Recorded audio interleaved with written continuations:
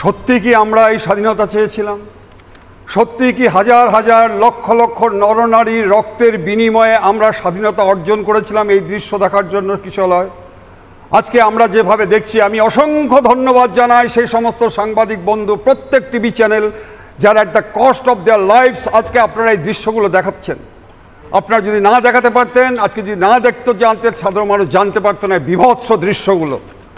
হুমায়ুন বাবু, আপনি একজন এমএলএ, আপনি জনপ্রতিনিধি, আপনার একটা খবর দিচ্ছি, আপনি সেই এমএলএ যে এমএলএ বলেছিলেন ভাগীরথীর জলে মিশিয়ে দেব। আপনি সেই এমএলএ যে এমএলএ গতকালকে বলছেন হাইকোর্টে কি রাইট আছে যে আজকে বিএসএফ এর আজকে এক কথাতে আজকে বিএসএফ পাঠালো। আপনি কি জানেন?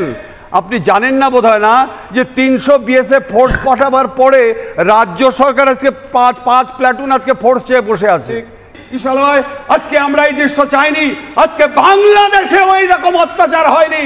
যে সমস্ত রাজনৈতিক নেতৃবৃন্দ আপনারা নিজেদের স্বার্থের জন্য আজকে আমাদের ভারতে থেকে দেশকে আজকে চক্রান্ত করে বিভক্ত মিলতে উঠেছেন, তাদের লজ্জা হওয়া উচিত।